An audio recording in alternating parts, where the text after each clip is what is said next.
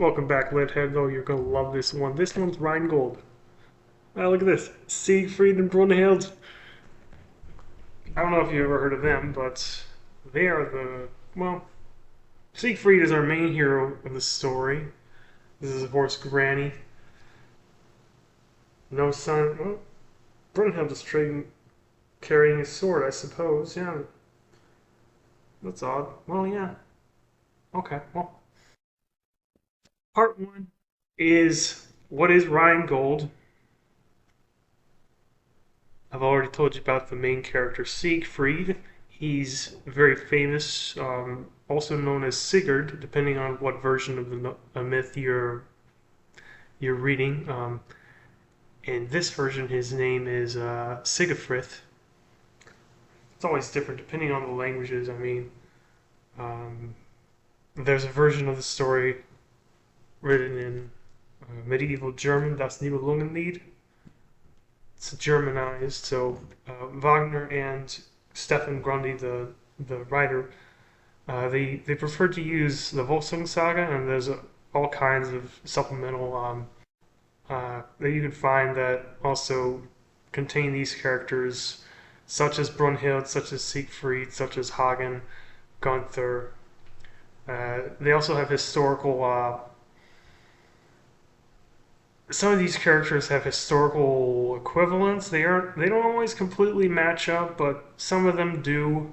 You can find there are women named Ronchillis. Attila is one of the characters too, Attila the Hun. Although there might have been a few different Attilas because the chronology doesn't match up with the legends. But this is a legendary book. Uh, it's very much what it is. And the good thing about it is this is a very far removed time from us. This isn't just back in the Viking days. This isn't. This is during the time of the Roman Empire, the time of the fall of the Roman Empire. Um, Off the screen, the Goths under Alaric have sacked Rome. Attila is going to march on Rome himself later. Well, the historical Attila will. And Rome is falling apart. They're giving land away to the tribes that are featured in Rhinegold, such as the Burgundians. You may recognize that name as a region in France. That name, of course, comes from the Burgundians. The Alamans, which lived in today's Swabia, the Black Forest, that part of southwestern Germany. Yeah, of course, by the name you could guess, this story primarily takes place on the Rhine. It's concerned with the gold of the Rhine. Like, well, I've never seen, unfortunately, have not seen Wagner's Der Ring Saga, but if you're familiar with that, which to some degree I am, it's very much split into really it's three books in one volume. I don't think there's any way to get them individually. There's a spin-off, Attila's Gold, but that's not what we're talking about today. It features one of the same characters. It's in the book Hagen, a very interesting character, which we'll talk about later, I suppose.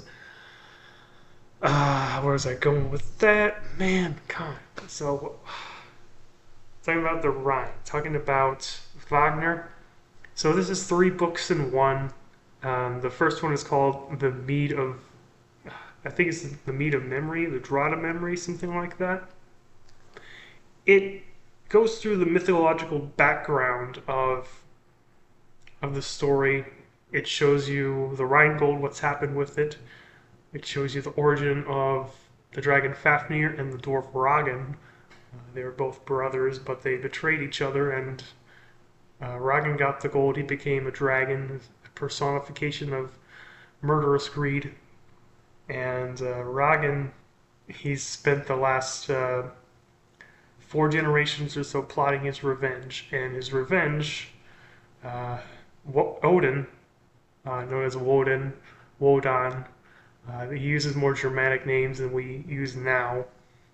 So the chief god of the Azen the Norse gods, Odin. He goes on a quest to Middle Earth with his brother Honir and Loki. So yeah, you've got Loki in this. You know it'll be crazy, and they are gonna leave this story more or less with people, often as their pawns, often as their knights, rooks, bishops, kings, queens, whatnot. So that's book number one. It'll cover the historical background. It'll establish the glorious genealogy of our hero, Siegfried. No, it's not Siegfried in this book, Sigurd. That name, Sigge is victory, and Frith is joy. Quite a name. Alright. So that's what Rhinegold is. Now, the second book has more to do with Sigurd, and the third has to do with what happens with the Rhinegold ultimately. Trying not to spoil everything for y'all if you aren't familiar with the story. Um, what's good about Rhinegold? Well, here's your chance that you will never get without unless you find a time machine, and then woe is you, because things were hardcore back then. Um, I saw a video that explains a concept called Arger. This existed in Icelandic law in, say, 900 to 1000 AD. And I'm sure this sort of concept would have held water back then too. Now, this is happening about the turn of the 5th century, so about 1400, 1410-ish. Not exactly sure when. Of course, it's legendary anyway. But if you were called Arger in Iceland, that is a challenge you cannot refuse. That is telling you, you are no man if you are Arger. And if you're accused of being Arger, you have to face your accuser in Holmgang, which is a trial by single combat. Yeah, it's hardcore times. War is a fact of life. If you're a man, you're either going to be a thrall, which is kind of like a slave, more like a serf. You're going to be a carl, which is either a farmer, a hunter, but during raiding season, you're a warrior. And you aren't going to have the best equipment, but uh, it's not terrible to be a carl, really. They're in good shape. They have a spear, a shield. What more do you need? Well, what the Thanes have is what more you might need. They usually have swords or axes, shields, and armor. And of course, their job is to train to fight, so they're in great shape as well, and they practice a horse technique. Certain cultures of these, like the Alamans, like the Huns, of course, fight mounted, but not all the technology that existed for you to have heavy cavalry, shock cavalry, basically what we consider knights, existed back then, those stirrups. So I think what the Huns did to have an advantage over everybody else and scare everybody to move west and against the Roman Empire, which is still a formidable opponent in these times, is they were very good at mounted archery and cavalry charges. They had a specific kind of horse. They were smaller people, smaller targets, less weight. It's hard to say how warfare worked back then, but clearly the Huns were very feared opponents, and their Attila is more famous than Siegfried is, though he didn't slay a dragon. What do you think Siegfried did? Sorry, Sigurd, more common names. Anyway, what's good about Rhinegold? It takes you back to that time with all its brutality, with all its unfairness, with all its it's very unfair. Even if you're the child of Odin, that doesn't mean you might be stronger willed, stronger body than other people, but that doesn't mean you'll have a good fate. The world out there is brutal, and people out there are brutal too. That being said, yes, this can be a very violently graphic book. It's also very sexually graphic. It goes through weddings and has many sex scenes and has it has love and it has very unfavorable arranged marriages as well. That's how life was back then. Um, it's very concerned about a woman's sexual history as well. That might make a lot of people uncomfortable, but that's how things were back then. And I mean, it tells you why, so it's not like there wasn't any reasoning for any of these customs they had.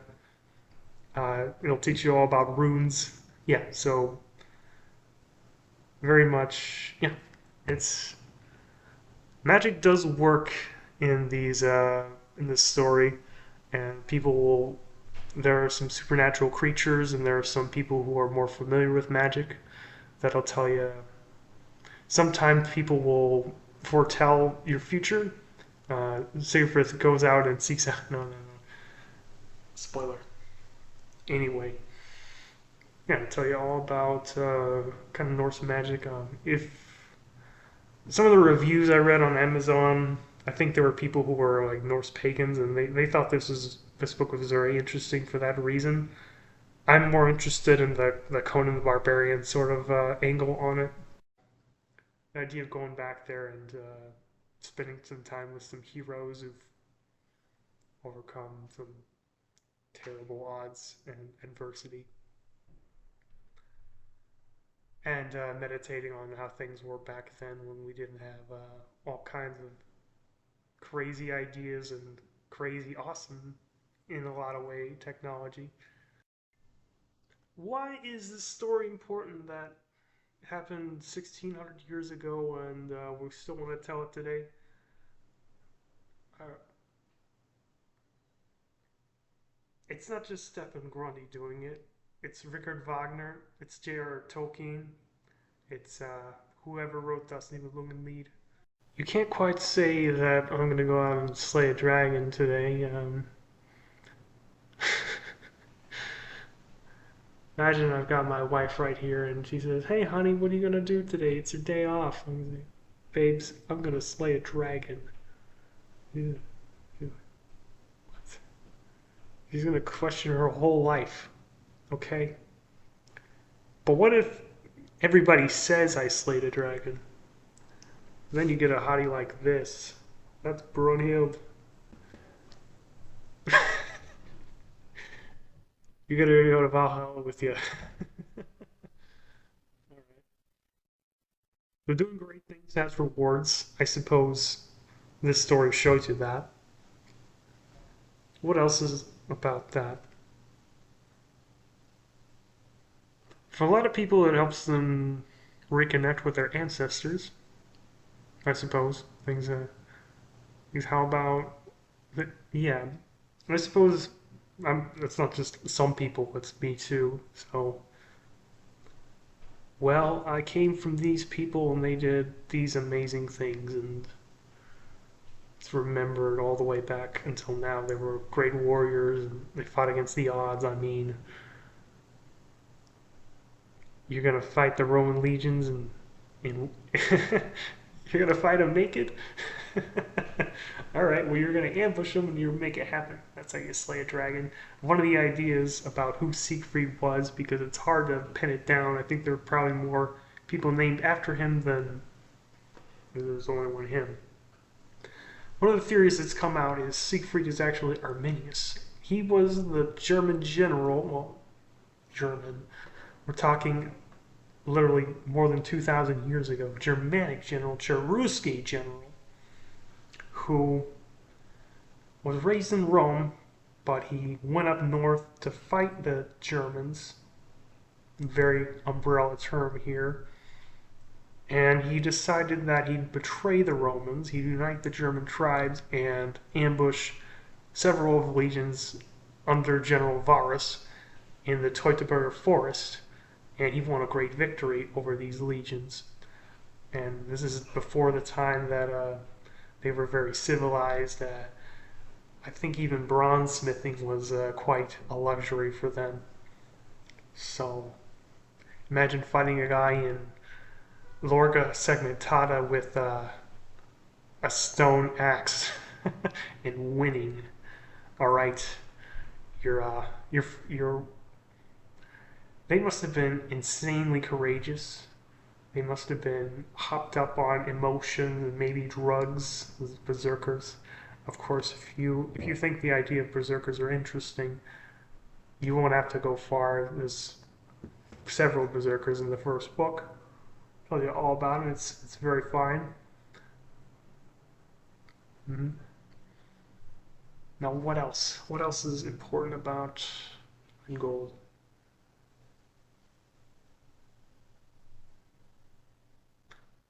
I'm not too interested in the themes of the Rhinegold itself.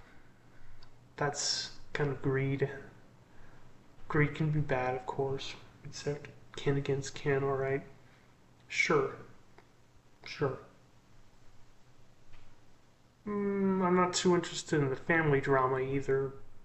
Doesn't seem like it really happens. I mean, there aren't royal families as much anymore, but I think you probably get a more pure experience of that in Game of Thrones.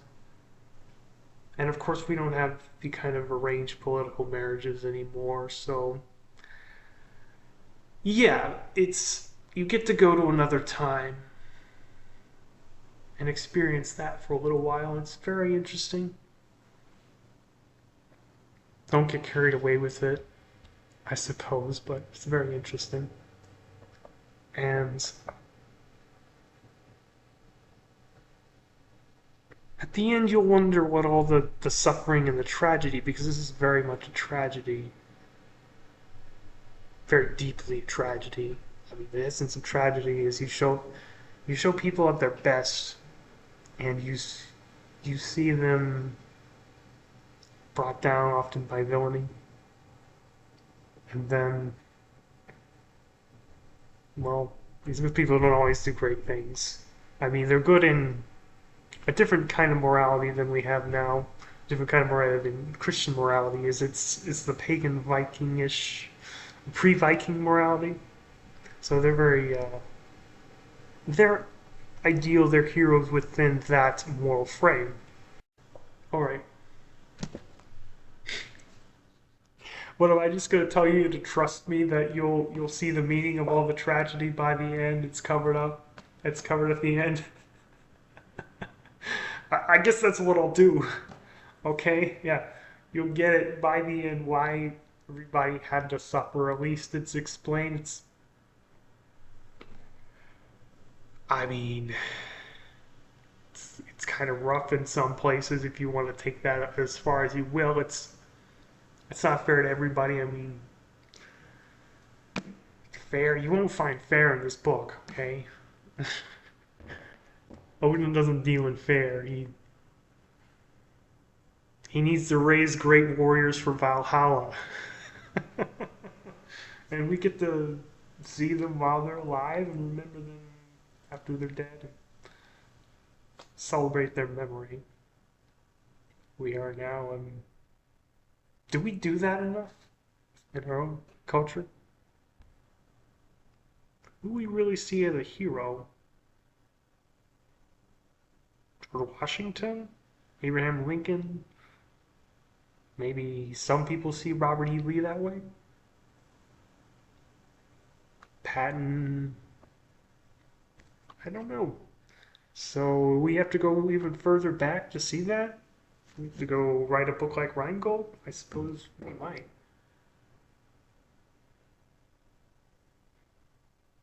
In the bookstore, I saw this trilogy that tells the story of Penelope, who was Odysseus' wife now. That's quite a story in itself, but it doesn't cover, well, it covers enough for the purposes of the Odyssey. What's been going on in, I believe it's Ithaca, that it's been going on while Odysseus has been away for 20 years or so with his wife, with his son, with the suitors. But somebody decided that they could write a whole trilogy of books about it. And I look at it and think, why? The Odyssey did a good enough job, didn't it? Hmm. Well, maybe somebody wanted to expand and recapitulate the story of this heroic woman who kept faith for her husband and fooled all these suitors who easily could have done more nefarious things than they eventually did if she wasn't wise and cunning. She wasn't Odysseus in her own right. A very well, Odysseus used trickery, stratagems. The Horse of Troy is a good example of that, of course. But my classics professor says she was, but if Penelope was a proper mate to Odysseus, she was the other side of the coin. And this isn't a very accessible story to modern people. I mean, what are you going to do? You can either read the Volsung Saga. I'm sure you haven't seen that in the bookstore. You could read Das Nibelungenlied. This is not only hard for me to find. Um, it's not even in German. It's in medieval German. It sounds a lot different. Oh my goodness. Because look at this. Every page pretty much has notes to translate this medieval German into modern German. And of course, German isn't my native language. So I'm saving that until I'm going to write the sequel for Edelweiss. Um, yeah. And J.R. Tolkien rewrote the story. Of course, he was an expert in those old languages. I think of just Sigurd and Gudrun, which is the woman he married. Um, and the people who wrote and sung and recorded these things like the saga, especially the Volsung saga because it's older, um, they would have been more familiar with the customs of the time, I would imagine, because they were closer in time to them. And the conditions that we live in now are just incredibly far removed from those times, even medieval times. So um, having the perspective of someone who's rather close to us today, I think Rhinegold was written in the 90s, I think 1990, is much easier to deal with, interface with, to understand that they know where you have come from, where they're coming from the modern state of mind, so they're able to emphasize and explain things that you wouldn't get from the Dustin Belogan lead or the Volsung Saga. So yeah, the experience is kind of custom made for you in that way, and yeah, it's a pleasure to read, at least to me. I mean, there is still a layer of difficulty. Well, yeah, quite a level of difficulty because he is so into the detail of it now. That's like it's a lot like the other books I've reviewed. If you like them, if you've read them yourself, I think this will be up your alley. But not everybody likes that much historical detail, at least from the reviews. So we might be alone here, but that's okay. We're the lit heads. We're gonna stick together on this one, okay? So yeah, this is Stefan Grundy. He's quite obscure, I think. I mean, I haven't been able to find him in Barnes and Noble. Yeah, I found him in Second Chance Book, which is one of those good, uh, not chain like mom and pop bookstores that has more obscure stuff at better prices. This is I saw this on Rhinegold. Ooh, I'm interested. And man, I got it for $5.49. Yeah, this is three books in one. You couldn't get one book at Barnes and Noble for what for that price. Unless you find the right one, I guess. Yeah, I guess I've seen some cheaper books there, but they're rare. It's small. Anyway. Man, went on a tangent again. Ah, so Stefan Grundy. I don't know a whole lot about him. I think yeah, as part of his biography says he's doing a PhD on Wodan, Odin. So, no, he isn't just limited to Norse mythology. He's written all kinds of historical settings. He's done fantasy too. The one I have my eye on is called Forlorn Hope, which revolves around a 16th century band of Landscape mercenaries in a fantasy setting. No, I'm not real too interested about the fantasy setting of the protagonist is a half elf, whatever, I don't care. But it's going to carry the same kind of immersion into the Landscape, which are awesome. I mean, they're the midpoint between the Vikings and the pirates. I think the pirates kind of took their fashion a little bit. They were very flamboyant fashion. I mean, they knew they weren't going to live long, so they lived it up, all right? That's cool, all right? So, yeah, I think I'm interested in reading more of his stuff. I think probably the best way to get it is going to be on Amazon, unless you're lucky like me and you find it in the secondhand bookstore. But I really wouldn't count on it. He seems like he's very obscure. And that's what we do here. We're the lit ends. We find awesome stuff that not everybody knows about. Hey, alright? So I know these don't come out often, but you might as well stay subscribed. We'll find out some awesome stuff.